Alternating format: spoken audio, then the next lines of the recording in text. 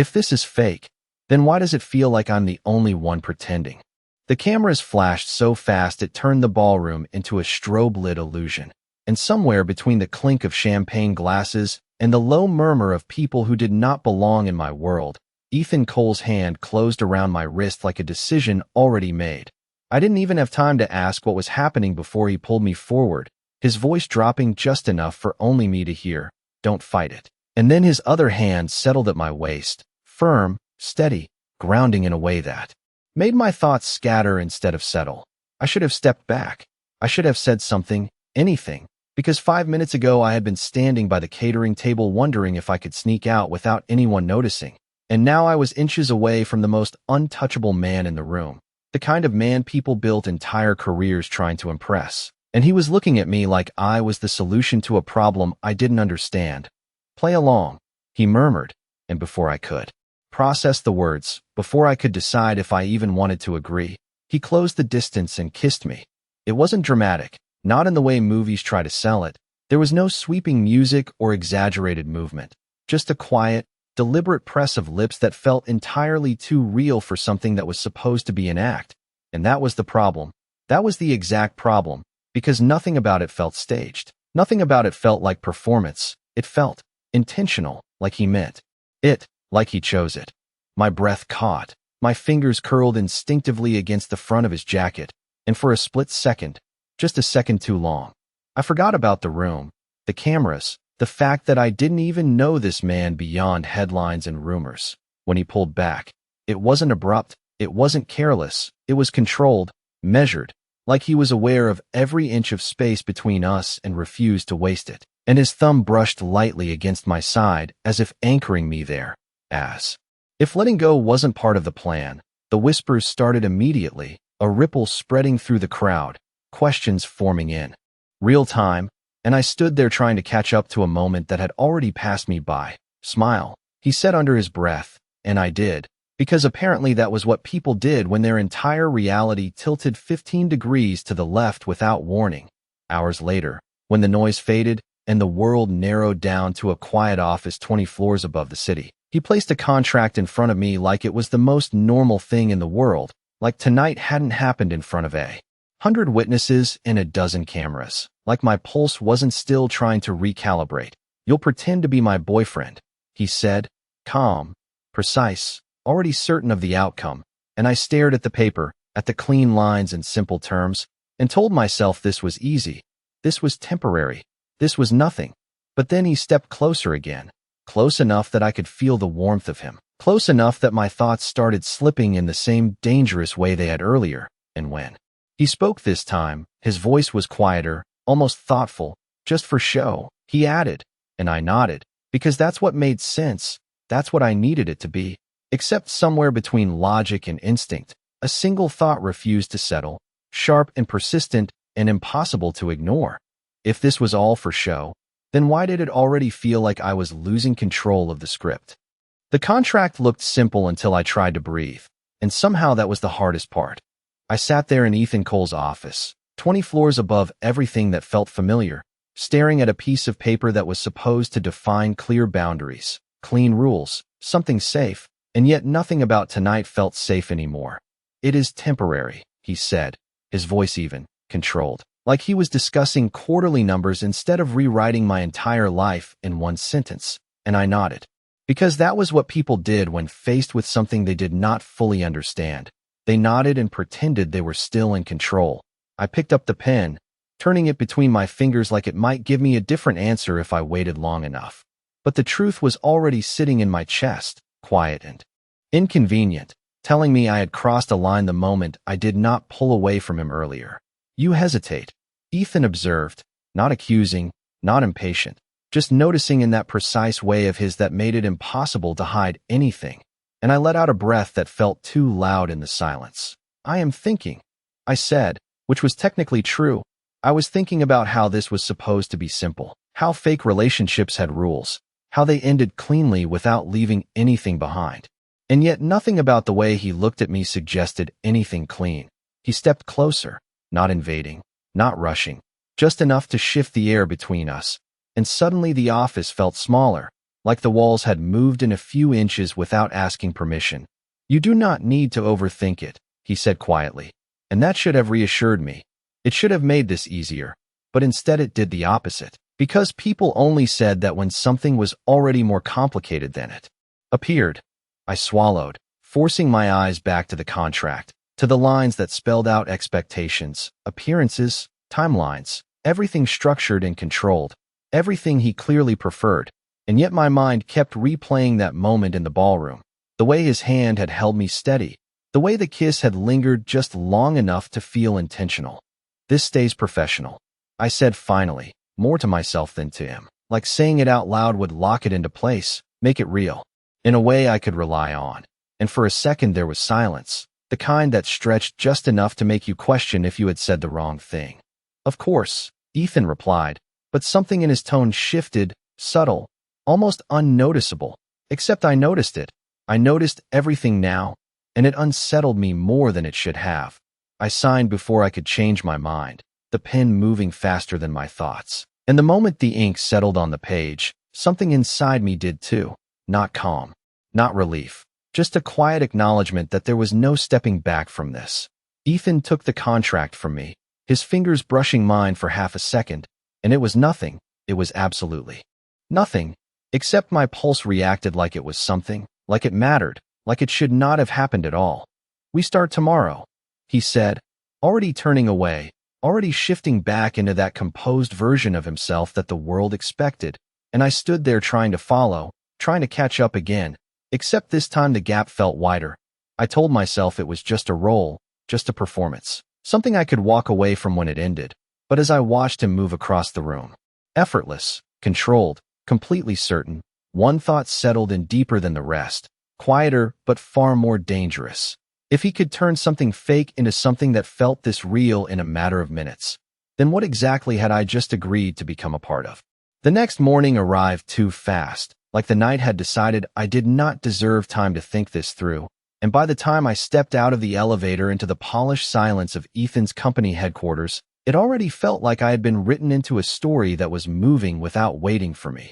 The lobby alone could have swallowed my entire apartment, all glass and steel and quiet efficiency. And every person who walked past looked like they belonged there in a way I clearly did not. Except the moment I gave my name at the front desk, everything shifted, subtle but immediate, like a switch had been flipped somewhere out of sight.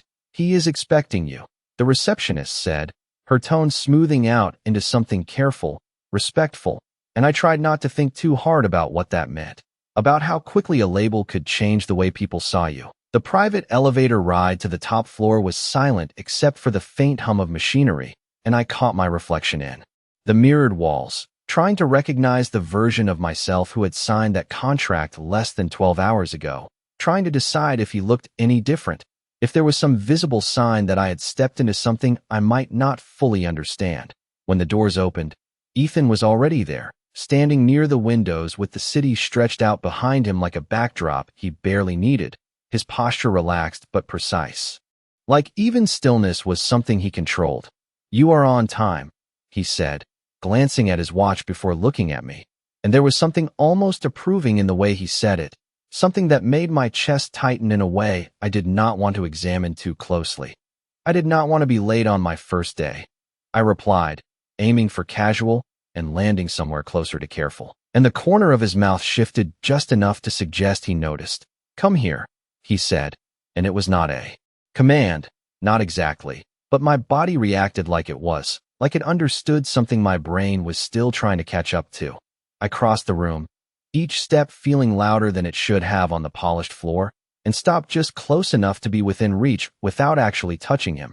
Except apparently that distance was not acceptable, because he closed it himself, one hand lifting to adjust the collar of my shirt like it was the most natural thing in the world.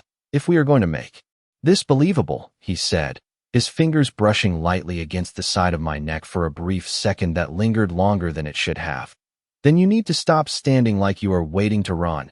And my breath caught, not because of the words, but because of how easily he had read me, how quickly he had corrected something I did not even realize I was doing. "I am not running," I said, even though part of me absolutely was, just not physically, and his eyes held mine for a moment. That felt too steady, too focused, like he was deciding whether to believe me. Good, he replied softly, and then, without warning, his hand slid down to my wrist, warm and firm, grounding in a way that immediately pulled my attention back to him. Because from this moment on, he continued, his voice lowering just enough to make the space between us feel smaller, more private. You stay close to me. And the way he said it was not just about appearances, not just about the contract. It carried something else, something quieter and far more dangerous. And as he guided me toward the door, his hand still around my wrist like it belonged there, I realized with a sharp, unsettling clarity that pretending might be the easiest part of this arrangement, but knowing where the act ended and something real began, that was already slipping out of my control. You are holding your breath again, Ethan said quietly, and I had not even realized it until the words settled into me, sharp and accurate, like everything else about him. I exhaled slowly, forcing my shoulders to relax as we stepped out into a corridor lined with glass offices and watchful eyes.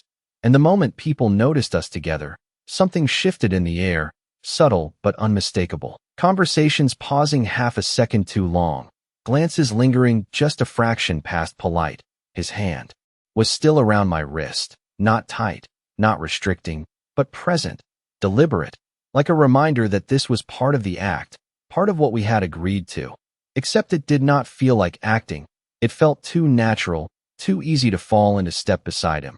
You will get used to it, he added, almost as if he could hear the thoughts I was trying to organize. And I nodded, even though I was not sure what exactly I was supposed to get used to, the attention, the proximity, or the way my awareness of him seemed to sharpen with every second. We stopped just outside a conference room, voices filtering through the door, low and tense, and Ethan's grip shifted slightly, his fingers sliding from my wrist to my hand in one smooth motion that felt far more intentional than it should have, like he was adjusting a detail only he could see.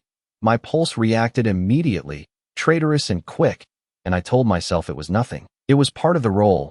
It had to be, but when I glanced at him, his expression was unreadable in that controlled way of his, except for the briefest flicker of something in his eyes that I could not quite name. Stay close, he said again, softer this time, and before I could question it, he pushed the door open. The room fell quiet in a way that was almost rehearsed, a dozen pairs of eyes turning toward us, and I felt the weight of it immediately, the scrutiny, the curiosity, the unspoken questions forming all at once. But Ethan did not hesitate, did not slow. He simply walked in like he owned every inch of the space, and without thinking, I matched his pace, my hand still in his, my presence suddenly part of whatever narrative he had already set in motion. Sorry to interrupt, he said smoothly, though nothing about him suggested apology, and I caught the way his thumb brushed lightly against my knuckles, a small, almost absent movement that grounded me more than it should have. Introductions followed, names I knew I would forget immediately, faces that blurred together under the pressure of trying to appear like I belonged there, like this was normal, like standing beside him did not feel like balancing on the edge of something I could not see clearly.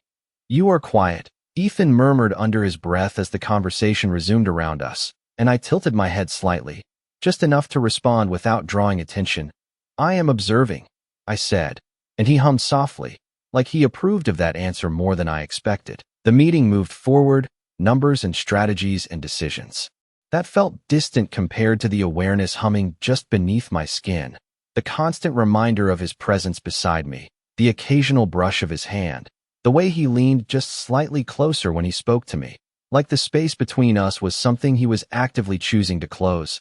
It was subtle, all of it, easy to miss if you were not paying attention, but I was paying attention. I was noticing every small shift, every moment that felt just a fraction too real, and it unsettled me. More than anything else, because pretending should have been simple. It should have followed a script, clear lines, defined boundaries. But as I stood there with his hand still loosely holding mine, his voice low at my ear, his attention steady and deliberate, one thought pressed forward, impossible to ignore. If this was all just part of the performance, then why did it feel like he was the only one not pretending at all? You are overthinking again, Ethan said under his breath, and I almost laughed because the problem was not that I was overthinking.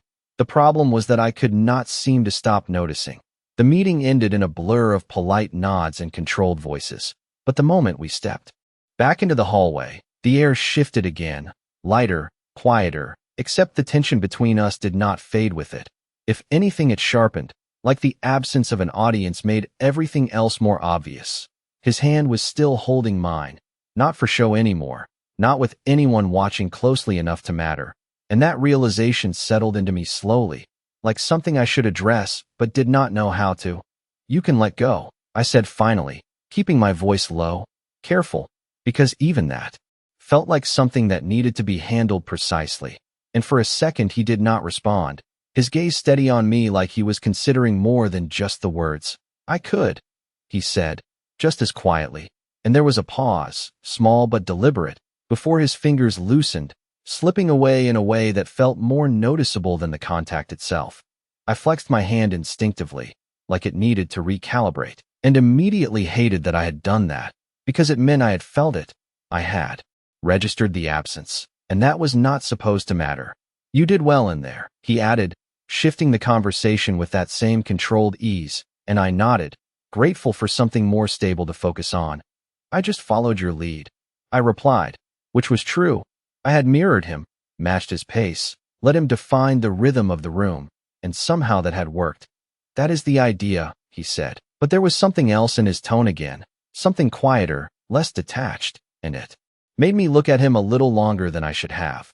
We walked in silence for a few steps, the kind that was not uncomfortable but not entirely neutral either, like it was holding something just beneath the surface, and I could feel my thoughts circling back to the same place, the same question that refused to settle. "Do you always do that?" I asked before I could stop myself, and he glanced at me, one brow lifting slightly in mild curiosity. "Do what?" he asked, and I hesitated, because saying it out loud felt like crossing a line I did not fully understand.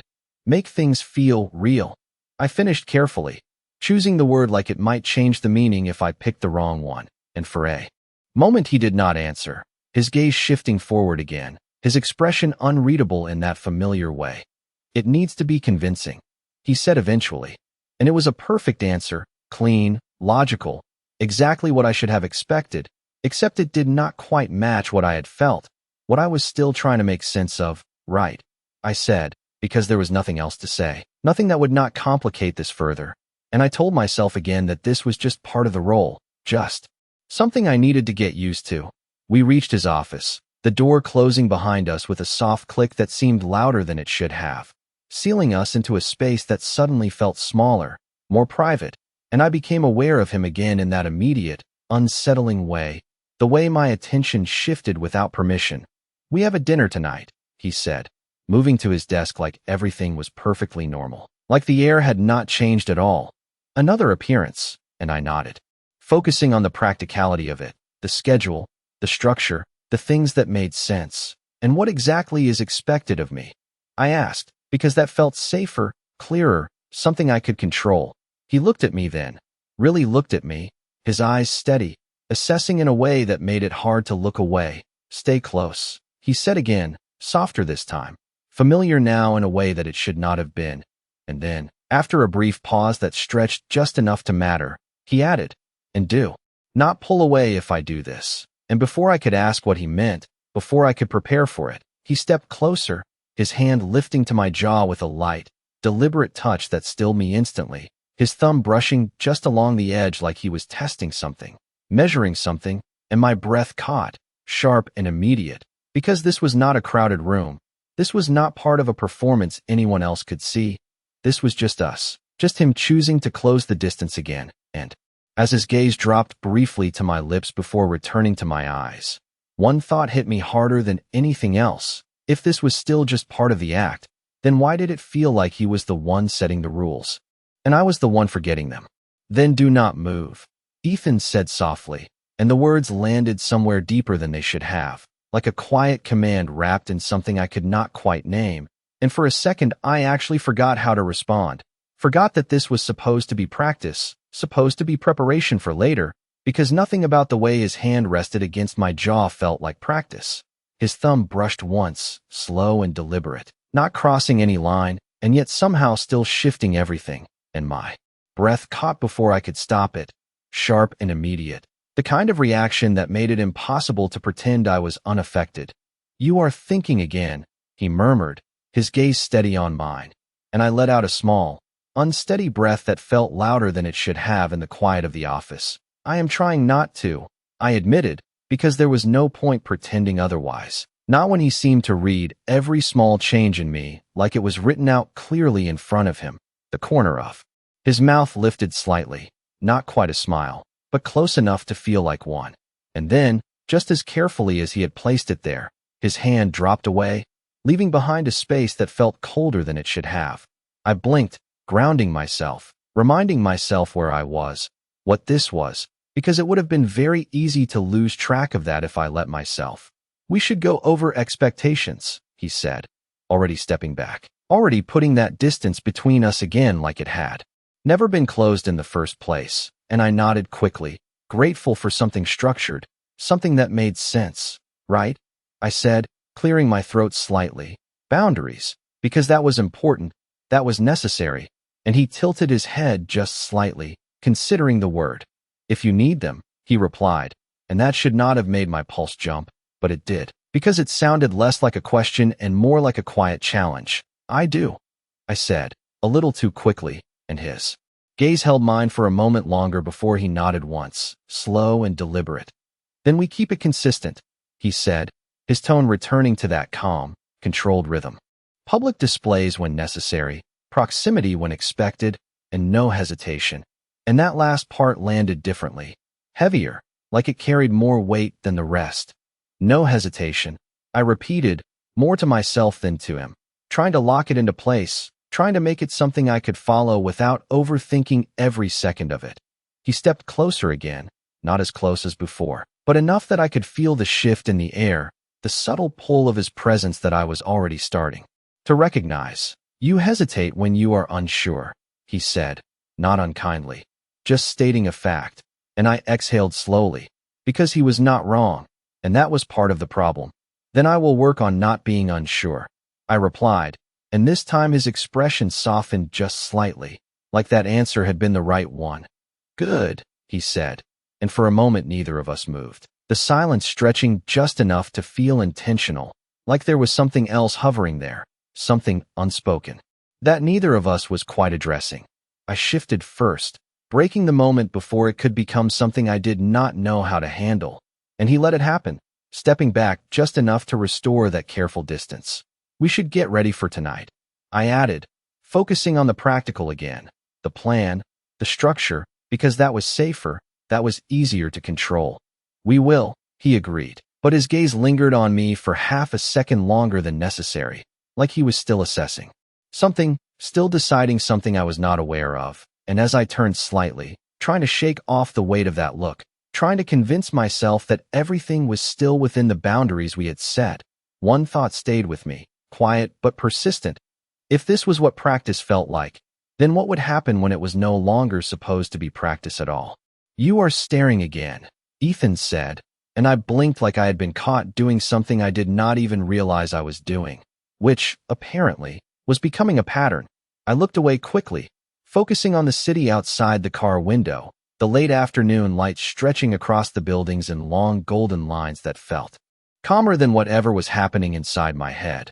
But the problem was not the view. The problem was the way my attention kept drifting back to him no matter how hard I tried to anchor it somewhere else. "I was not staring," I said, which was technically a lie, and we both knew it, and the slight shift of his expression told me he knew it too.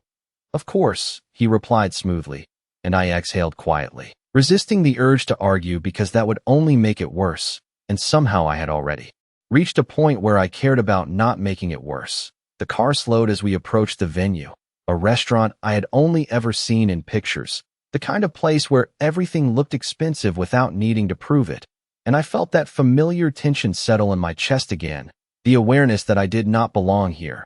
Not really, not outside of the role I had agreed to play. "Relax," Ethan said, his voice lower now, more private in the confined space, and I nodded even though relaxing felt like the least likely option at the moment. The car door opened, cool evening air slipping in, and before I could overthink it, he stepped out and extended his hand toward me. Not rushed, not forced. just there, waiting. I hesitated for half a second, just enough to notice it, just enough for him to notice it too, and then I placed my hand in his, letting him guide me out onto the sidewalk where the lights were already bright and the attention immediate. Cameras again, not as many as last night, but enough to matter, enough to make every movement feel observed, and I felt his hand tighten slightly, grounding, steady, like a silent reminder of everything we had gone over. Stay close, he murmured, and this time I did not question it, did not pull away. I simply matched his pace as we moved toward the entrance, his presence a constant at my side. Inside, the noise softened into something more controlled, conversations low and measured, the kind of environment where every detail mattered, and I became acutely aware of how close we were, the subtle brush of his arm against mine, the way his hand shifted from my fingers to the small of my back as he guided me forward. It was part of the act, I told myself again, part of making this believable. Except the longer it lasted, the harder it became to separate what was intentional from what felt instinctive. We were greeted, seated, introduced, and I followed along, responding when needed, smiling when expected, but underneath all of that was the steady awareness of him, the way he leaned slightly closer when he spoke to me, the way his voice dropped just enough to feel private even in a room full of people. You are doing better, he said quietly at one point, his hand resting lightly at my back, and I nodded, because I was adjusting, I was learning, I was starting to understand the rhythm of this, except that understanding came with something else, something I had not expected. I am just following the rules, I replied, keeping my tone even, controlled, and he paused for a fraction of a second before responding. Are you? He said, and the way he said it made something in my chest tighten. Unexpectedly, I glanced at him, really looked this time, and there was something in his expression that did not quite match the calm certainty he usually carried, something quieter, more complicated, and it threw me off balance more than anything else had so far. Because rules were supposed to make things simple, they were supposed to keep everything contained, predictable, but as his fingers traced a small, absent pattern against my back, barely noticeable to anyone else, one thought pressed forward, clear and impossible to ignore. If I was following the rules, then why did it feel like he was the one rewriting them in real time? You are too quiet, Ethan said, his voice low enough that it blended into the soft hum of the restaurant, and I glanced at him, trying to decide if that was an observation or a warning. I thought that was part of the job, I replied, keeping my tone light, controlled, even though my awareness of him had not faded for a second since we sat down. His fingers were still resting at the small of my back, not moving, not pressing, just there, a steady presence that I had stopped questioning and started noticing in ways that were far more dangerous, not when it makes you look uncomfortable, he said. And I almost laughed because uncomfortable was not the right word, not even close. I was aware, that was the problem, aware of every small shift, every glance, every subtle change in the way he interacted with me compared to everyone else in the room. I am not uncomfortable, I said, and this time it was not a lie. It was something else entirely, something harder to define. He studied me for a second, his gaze sharp but not intrusive, like he was recalibrating something in real time. And then his hand moved slightly, just enough for his thumb to brush along my side in a slow, absent motion that felt anything but absent. My breath caught again, quieter this time, controlled, but not unnoticed. Then you need to look at me like you mean it, he murmured, and that shifted everything. Like I mean what? I asked before I could stop myself, and for a fraction of a second, something in his expression changed, something softer, something that did not match the calculated version of him I had been trying to understand. Like this is not just an arrangement, he said, and the words landed heavier than they should have, settling somewhere in my chest where logic did not quite reach. I held his gaze, longer this time, steady even though my thoughts were not, and for a moment the rest of the room faded into something distant, background noise that no longer mattered. It would have been easy to look away, to break the moment before it became something else, but I did not. I stayed there, matching him in a way that felt less like acting and more like instinct. Better, he said quietly, and there was something in his voice that made it feel like I had passed a test I did not realize I was taking. The conversation around us continued, people talking, laughing, moving through their own worlds, but I was no longer fully part of it. My focus narrowed to the space between us, to the way his attention did not waver, to the way my own reactions were starting to slip beyond what I could easily control. "You are adjusting faster than I expected," he added after a moment, and I let out a slow breath, grounding myself just enough to respond. "I am learning," I said, because that was still true, even if I was not entirely sure what I was learning anymore. He nodded slightly, like that answer satisfied him, but his hand did not move away, his presence did not pull back, and that was the part that made everything else feel uncertain. Because this should have been easier. It should have followed a pattern, a clear progression from unfamiliar to comfortable, from distant to convincing, but instead it felt like something else entirely. Something less predictable, less controlled. And as his fingers traced another small, almost thoughtless movement against my side, a quiet realization settled in, sharp and undeniable. I was not just getting better at playing the role, I was starting to forget where the role ended at all. "You are slipping," Ethan said quietly, and the words landed sharper than anything else he had said that night, not because of the tone, but because of how accurate they felt. I blinked, the weight of his gaze pulling me back from wherever my thoughts had drifted, and for a second I did not know how to respond, because he was right. I was slipping, just not in the way he probably meant. "I am fine," I said, the automatic response coming too quickly, too clean, and he tilted his head slightly, studying me with that same precise attention that made it impossible to hide anything for long. "You stopped listening," he added, and I exhaled slowly, forcing myself to refocus, to ground myself in the present, in the conversation around us that I had clearly missed pieces of. I was distracted, I admitted, because there was no point pretending otherwise, not when the distraction was standing right next to me. His expression shifted, just a fraction, something unreadable passing through his eyes before it settled back into that controlled calm.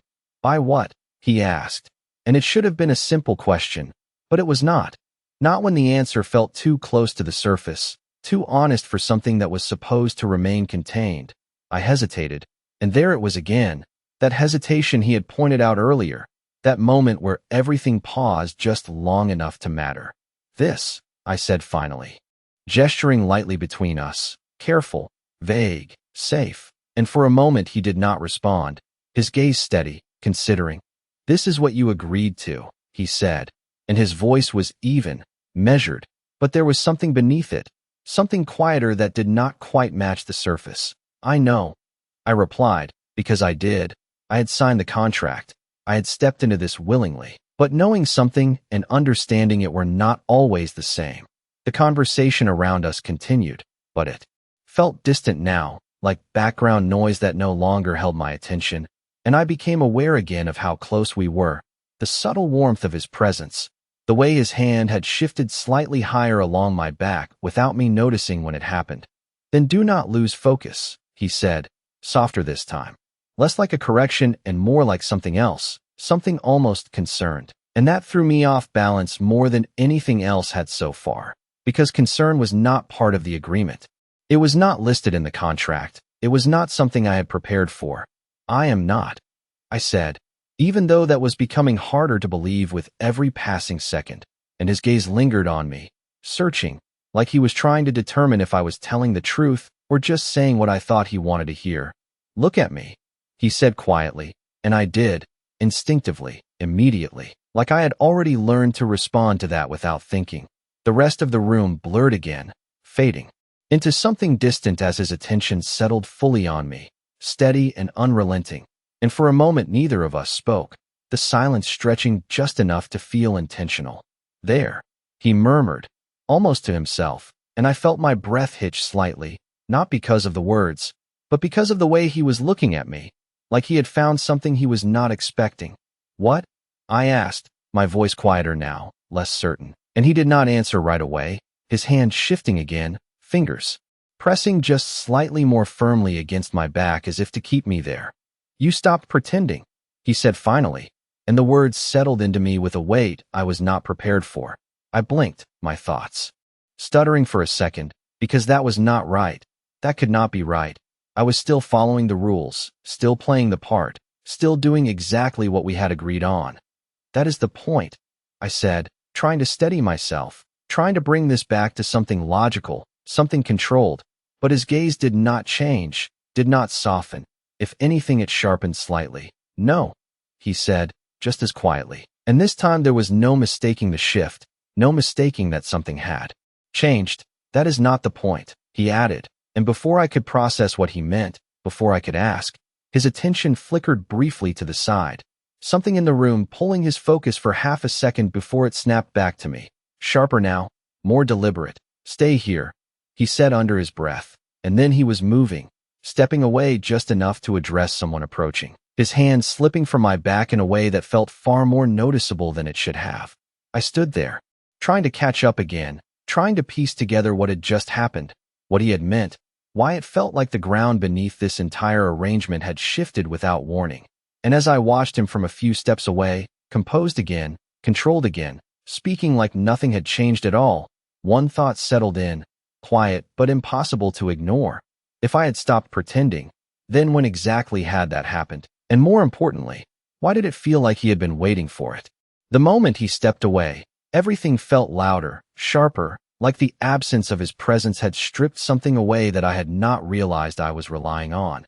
I stood there, trying to look like I still belonged, trying to follow the rhythm of the room without the anchor I had gotten used to far too quickly. And it should have been easy. It should have been exactly what I had been doing before, but it was not anymore. My attention kept drifting back to him, to the way he moved through the conversation with effortless control, the way people adjusted around him without realizing they were doing it. And I hated how obvious it felt, how aware I was of every small shift in his posture, every glance. He stared in my direction. "You look lost," a voice said nearby, pulling me out of it. And I turned slightly to find someone watching me with mild curiosity, a polite smile that did not quite reach their eyes. "Just taking it all in," I replied, the words automatic, practiced enough to sound natural even if they did not feel it. They nodded, satisfied, but I could still feel the subtle scrutiny, the quiet assessment that came with being out of place in a room like this. And for a second I wondered if it showed, if the way I felt inside was visible on the surface. "You must be new," they added, and I gave a small nod, because that was easier than explaining anything else, easier than trying to define what I was doing here when I was still not entirely sure myself. "Something like that," I said, and they smiled again, polite, distant, already losing interest. And I felt a strange sense of relief when their attention shifted elsewhere. I exhaled slowly, grounding myself, reminding myself that this was part of it, that I needed to be able to handle this on my own, that I could not rely on him every second, except that thought felt less convincing than it should have. "You handled that well." Ethan's voice came from behind me, quiet, close enough that I felt it before I fully processed it. And I turned slightly, my focus snapping back to him immediately, instinctively, like I had been waiting for it. "You were watching," I said before I could stop myself, and his expression did not change, did not confirm or deny, but something in his eyes told me the answer anyway. "I was nearby," he replied, which was not the same thing, and yet somehow felt more significant. His hand returned to its familiar place at my back, steady, grounding, and I hated how quickly that made everything else settle again, how easily my thoughts realigned around his presence. "You left," I said, quieter now, not accusing, just stating it, because it had felt noticeable, more noticeable than it should have for something that was supposed to be temporary, controlled. "I had to," he said, simple, direct, but there was a pause after it, small but deliberate, like there was more he was not saying. "And now you are back," I replied, and the words felt heavier than they should have, like they carried something I was not fully acknowledging. His gaze held mine for a second, longer than necessary, and then his hand shifted slightly, his thumb brushing once against my side in that now familiar way that made my breath catch before I could stop it. "Of course," he said quietly, and the way he said it made something in my chest tighten unexpectedly. We stood there for a moment, the space between us narrowing again in a way that felt less like an act and more like something else entirely, something neither of us was naming out loud. "Stay close," he added, softer this time. Not a reminder, not a correction, just something that felt almost personal, and I nodded before I could think too hard about it. Before I could question why it mattered, why he said it like that, why I responded the way I did. Because this was supposed to be simple. It was supposed to follow rules, clear lines, defined boundaries. But as his hand remained at my back, his presence steady and unrelenting, one thought settled in deeper than the rest, quieter but far more dangerous. I was not just adjusting to this anymore. I was starting to wait for him, and that was not part of the agreement at all. "You are waiting," Ethan said quietly, and the words hit harder than they should have, because they were true in a way I did not want to admit, not even to myself. I shifted slightly, trying to play it off, trying to find something neutral to say, but nothing came immediately, and the pause stretched just enough to give me away. "I am not," I said finally, but it sounded weaker than I intended, less certain, and his gaze did not soften, did not move away.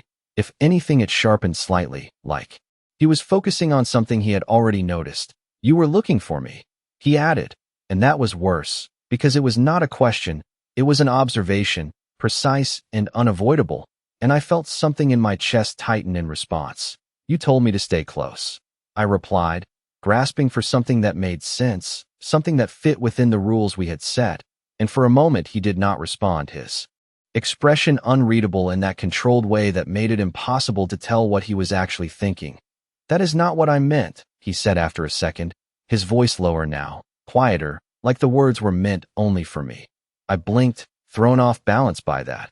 By the way the meaning shifted under something that should have been simple, and I did not know how to respond to that, did not know how to place it within the structure I had been trying to hold on to. "Then what did you mean?" I asked, my voice softer now, less guarded than I intended, and that seemed to catch his attention in a different way, his gaze holding mine just a fraction longer than before. The room around us faded again, not completely, but enough that it felt distant, like something happening behind glass, and I became aware of the space between us, the way it had narrowed without me noticing when it happened. "It means you do not need to look for me," he said, and there was something in his tone that made the words land differently, heavier, like they carried more than their surface meaning. "I will be there," he added, and that should have reassured me.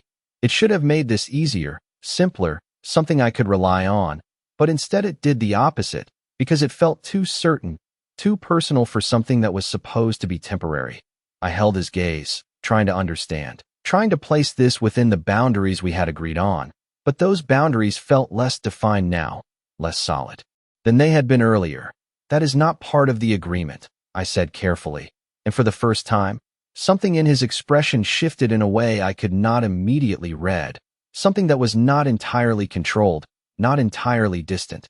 "No," he said quietly, and there was a pause, small but deliberate, before he continued. "It is not."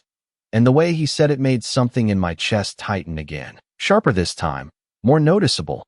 His hand moved slightly at my back, not pulling me closer, not forcing anything, just there, steady, grounding in a way that felt too familiar now. "Then why?"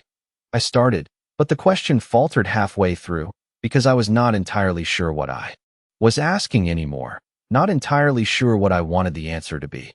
He watched me for a moment, his gaze steady, searching in a way that made it hard to look away, and then his hand shifted again, his fingers brushing lightly against my side in that same quiet, deliberate motion that always seemed to disrupt my thoughts. "Because you already stopped treating this like it is fake," he said, and the words settled into me with a weight I was not prepared for, echoing something he had said earlier, something I had not fully processed until now. I inhaled slowly, trying to steady myself, trying to find something to hold on to that still made sense, but everything felt slightly off balance, slightly shifted from where it had been before. "That does not mean anything," I said, more to myself than to him, because it had to mean nothing. It had to stay within the boundaries we had set, or this would become something else entirely. "It means something to you," he replied quietly, and this time there was no mistaking it, no mistaking the way his voice changed, the way his attention settled more firmly, more deliberately on me. I looked at him, really looked this time, and for a moment I forgot everything else, the room, the people, the rules, all of it fading into something distant and unimportant, because the way he was looking at me now was not controlled, not calculated. It was something else, something that felt too real, too direct to be part of any performance. And as That realization settled in, sharp and undeniable. One thought rose above the rest, impossible to ignore. If this had already started to mean something to me, then what exactly did it mean to him? Then tell me it does not mean anything to you, I said before I could stop myself, the words slipping out sharper than I intended, cutting through the fragile balance I had been trying to hold on to. And for a moment, everything seemed to pause, like the air itself was waiting for his answer.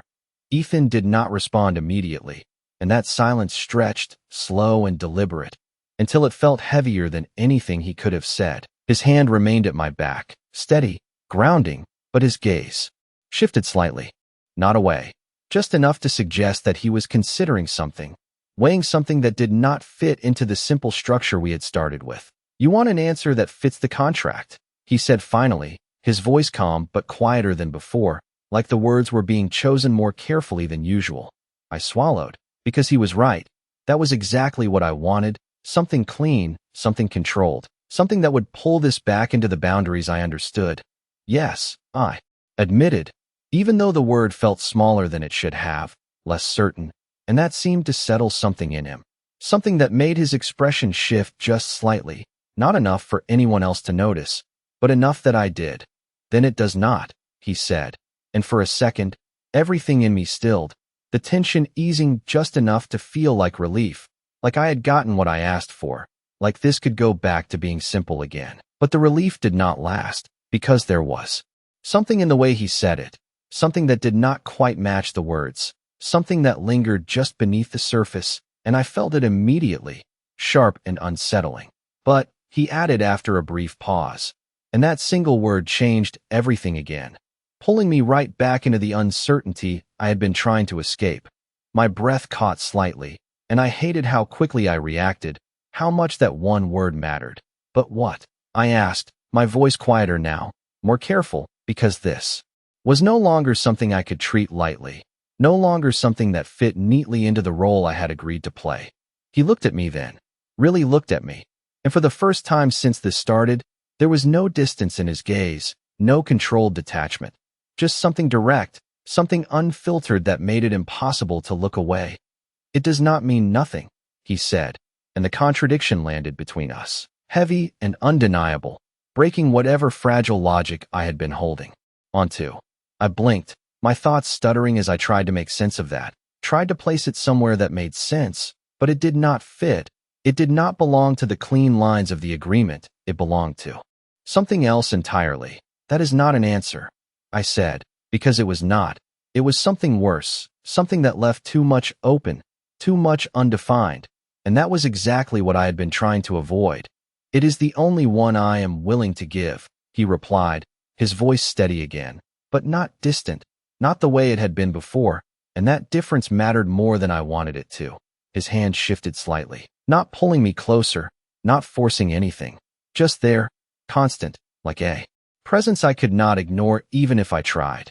You are making this complicated, I said, even though I knew it was not just him, even though I knew I was just as much a part of this shift as he was. It already is, he said quietly, and there was no hesitation in it, no uncertainty, just a simple acknowledgement of something I had been trying not to name. I exhaled slowly, trying to steady myself, trying to find something solid to hold on to. But everything felt like it was moving, shifting just out of reach. The room around us returned in fragments, voices and movement and light, but none of it felt as immediate as the space between us, as the weight of what had just been said. We should go, I said finally, because staying here, standing like this, felt like pushing something further than I was ready for, and he nodded, just once, like he had expected that, like he had already decided to let it go for now. His hand remained at my back as we moved toward the exit, steady and familiar.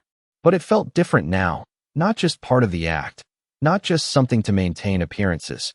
And as the cool night air hit my skin and the noise of the city replaced the quiet tension of the restaurant, one thought stayed with me, sharper than anything else, whatever this was becoming.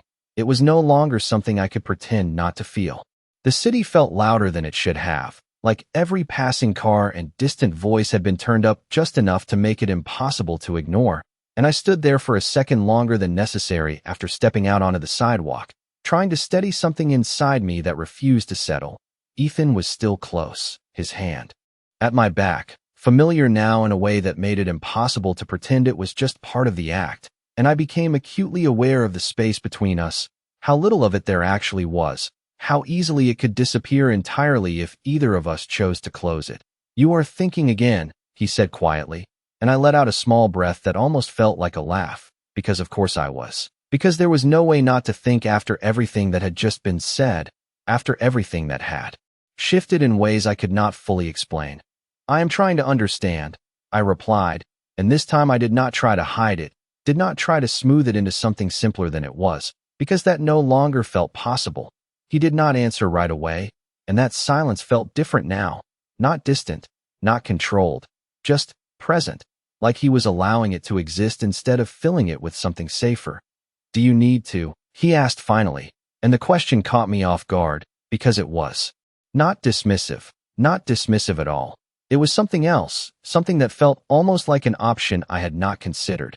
I frowned slightly, trying to process that, trying to decide what it meant in the context of everything else, and that hesitation was enough for him to notice, because of course it was. "You are looking for clarity," he added, his voice steady, and I nodded slowly, because that was true. That was exactly what I had been trying to find since this started, something clear, something defined, something that would tell me where this ended and where I stood. "And you are not giving it to me," I said, softer now, not accusing, just stating it. And for a moment his gaze held mine in a way that felt almost too direct, too open compared to everything before. "Not in the way you want," he replied, and there was something in that answer that made my chest tighten again. Something that felt less like avoidance and more like intention. I exhaled slowly, the cool night air grounding me just enough to keep my thoughts from spiraling too far ahead of me. And for a second, I considered stepping back, putting space between us, resetting this into something I could manage. But I did not move, and neither did he. "Then what are you giving me?" I asked, because that felt like the only question left, the only one that mattered now. His hand shifted slightly at my back, not pulling, not pushing, just there, steady, and he took a small step closer, just enough to change the space between us in a way that felt deliberate. "Something that is not written in a contract," he said quietly, and the words settled into me with a weight I could not ignore, because they did not belong to the agreement. They did not belong to anything I had prepared for. I looked at him, really looked this time, and there was no distance in his expression, no controlled detachment. Just something direct and certain that made it impossible to look away. "That is not safe," I said before I could stop myself, the truth slipping out in a way that felt too honest, too exposed, and for a second something in his gaze softened, just slightly, like he understood exactly what I meant. "No," he said, just as quietly, and then, after a brief pause that felt heavier than it should have, he added, "It is not." And the honesty in that answer did something to me. Something I was not prepared for, something that made it harder to hold on to the idea that this was still just an arrangement. The noise of the city continued around us, steady and constant, but it felt distant compared to the space between us, compared to the weight of what had just been said. "Then why?" I started, but the question faltered again, because I already knew the answer was not going to be simple, not going to fit into anything I could easily define. He watched me for a moment, his gaze steady, searching, and then his hand shifted slightly, his fingers brushing lightly against my side in that now familiar way that always seemed to disrupt my thoughts. "Because you are still here," he said, and the simplicity of it hit harder than anything else he could have said, because it was true, because I had not stepped back, I had not walked away, even when I had the chance.